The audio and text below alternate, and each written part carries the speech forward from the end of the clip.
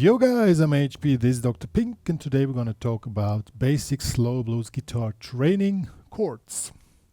So, we're going to slow blues guitar, and we want to play chords. I'll show you what you're going to learn today first. Different types of chords.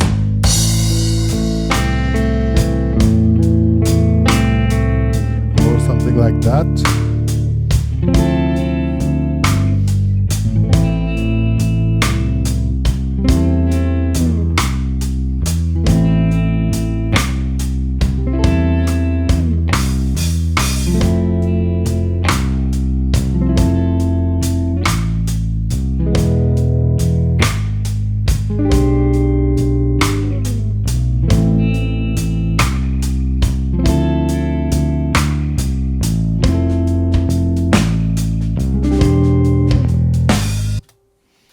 So, by the end of this tutorial, and if you really work out all the exercises, you should be able to do something like I just did before. And it's for all those who never done the basic stuff and really want to dive into slow blues guitar. In this case, it's a minor blues. And the biggest difficulty on slow blues is in fact that it's slow. That means you have a lot of time to make mistakes. And precision in timing is the key. That's really very essential when you play slow blues. You don't have to be, you can play just a few notes, but they have to be spot on. And that's what we're going to learn here. So the first thing is we need to figure out, by the way, I'm producing all my backing tracks. I'm a professional composer. And this one is typical 70s style backing track, just drum and bass and only one guitar, as it should be. That means you have the full responsibility that you do everything correct here. So the first thing is to figure out what type of measure we have. 1, 2, 3, 4. So there are two ways which you can see this. This is a 12/8 measure, meaning you count 1, 2, so this will be the beat, 1, 2, 3, 4, 5, 6, 2, 2, 3, 4, 5, 6. So that will be 12 8 notes in a row. You can count it this way because it's so slow, or that's how I normally do it, but we're going to do the classic here, 12/8. You could also think it as 4/4, and then you just count 1, 2, 3, 1, 2, 3, 1, 2, 3, 1, 2, 3. So triplets on each beat. So then you have 1, then 1, 1, 2, 3, 4. You could also count like this. That's really upon to you. We're doing 12/8 today. So the first thing is, you need to count while you play the chords and still know where you are in the form. In this case, I've selected a little bit shorter form. We have 1 bar A minor, 1 bar D minor, 2 bars A minor, 1 bar F major 7, 1 bar E, half bar A minor, D minor, half bar F major, E7.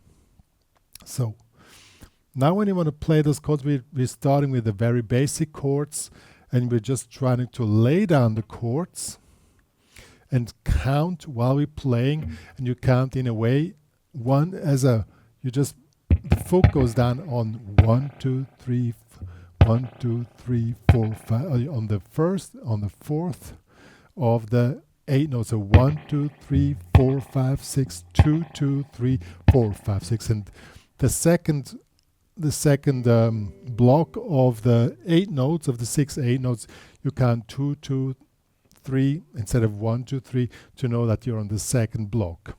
So your task first is to lay down the chords, play them as meaningful and as musical as possible, and count while you're playing.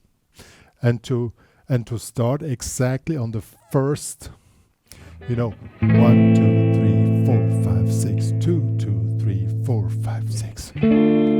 To make it as precise and as musical as possible. Okay? So that means if you can lay down the chords and you still have time, you can also shape the chord a bit. 1, 2, 3, 4, 5, 6, 2, 2, 3, 4, 5, 6, 1, 2, 3, 4, 5, 6, 2, 2, 3, 4.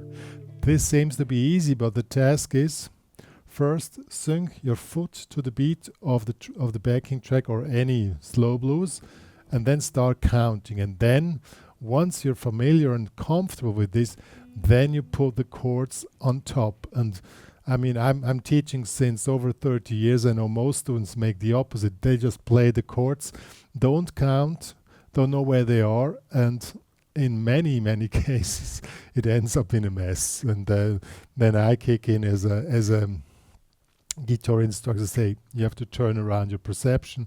First the beat, then the counting, then the chord. That's the proper way to do it, and that's what we're doing now. And we're going now to the closest that you can see the chords which are playable. It's basically the really simple chords, but that's just that you see. Alright, on the A minor we're playing the classic normal A minor, this one here, and we're just playing it till the B string. Then we're going on the classic D minor. We're starting on the D string.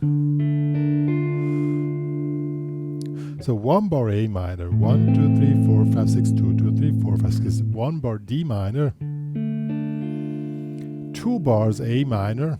So we're going back to this. And now F major 7, we're taking this one here. It's quite an easy one. It should be a bass. You should also be able to play that one here. F major. And E7, you just hear second, first fret. Oops. I never play that one. Well, you can also just play the regular E if you want. But you only play the top 4 strings. You can also grab the normal E and play the top 4 strings. That's upon to you. So now you start with the backing track or any backing track. Now you fill in, so you count and then you fill in, okay? 2,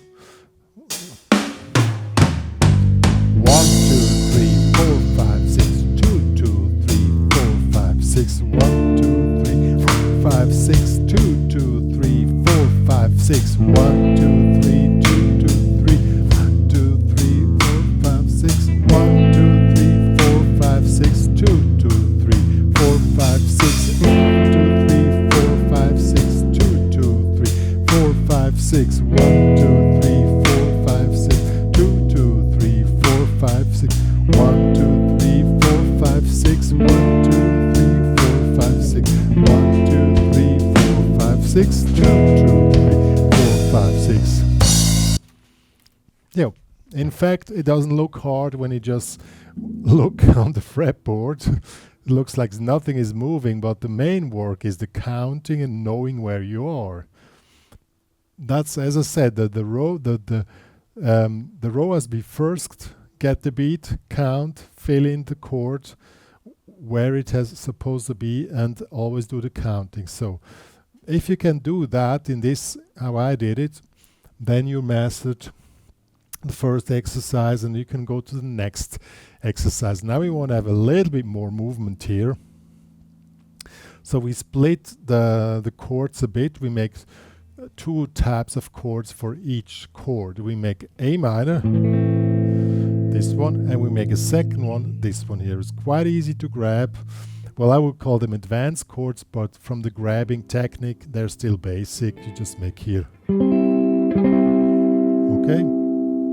So 1, 2, 3, 4, 5, 6. On the second half, you go to the alternative chord. So 1, 2, 3, 4, 5, 6, 2, 2, 3, 4, 5, 6.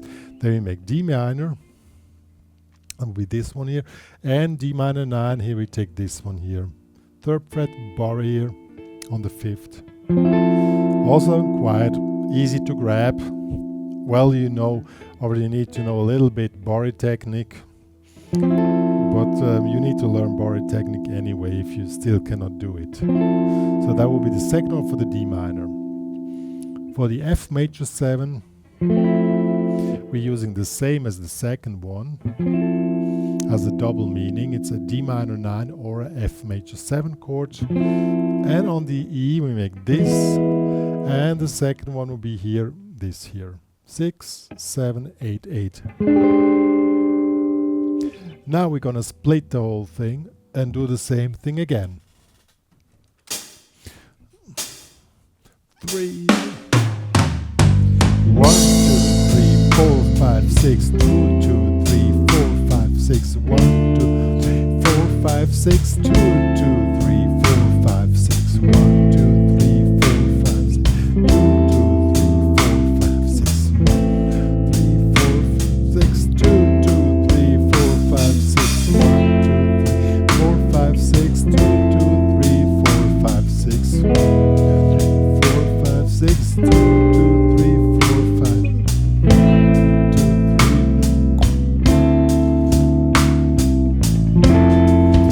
4, 5, 6, 2, 2, 3, 4, 5. Now we finish. Okay. Also doesn't look very spectacular on the fretboard, as the main thing is the counting and then the moving the chords in the right direction. Now we're doing a last exercise here.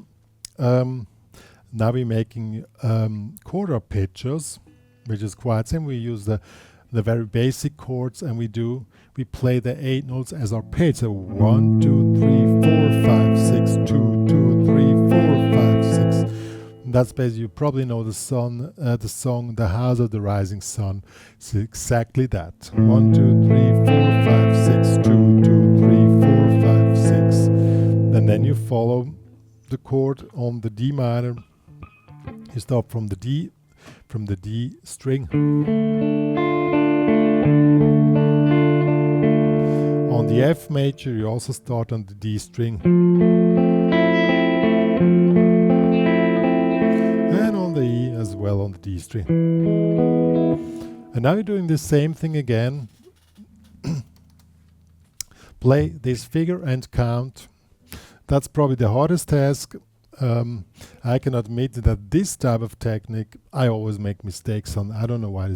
Since I'm playing guitar, this type of technique is my weakest part in my playing, for what reason ever. But I want to show it to you, but don't I'm for sure gonna make one mistake. 1,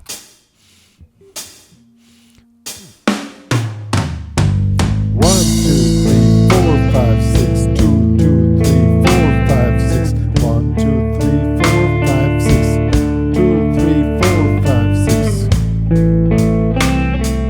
2, 2, 3, 4, 5, 6, 1, 2, 3, 4, 5, 6, 2, 2, 3, 4, 1, 2, 3, 4, 5, 6, 2, 2, 3, 4, 5, 6, 2, 2, 5. Here it is. 1, 2, 3, 4, 5, 6, 3.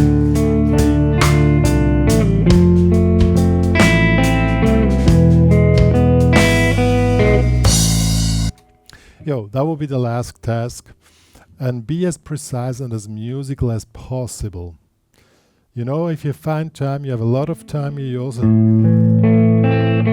can press against the guitar and pull the neck a bit away to give it kind of a natural chorus, to make it sound more smooth, and so on. Now we come to the final notes. The cool thing, if you have done these 3 exercises properly, the way I showed, you could count through the whole thing and do it all the way it's supposed to be.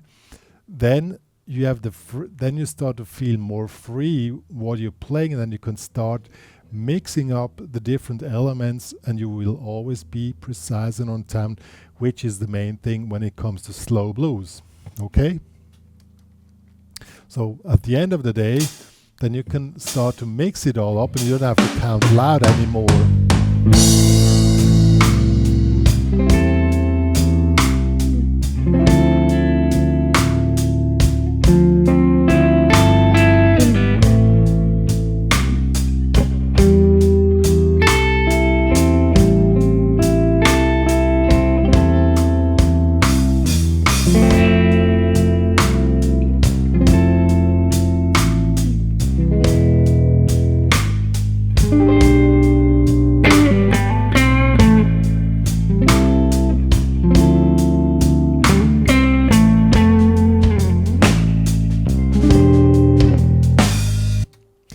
And the good thing is, when you have this, this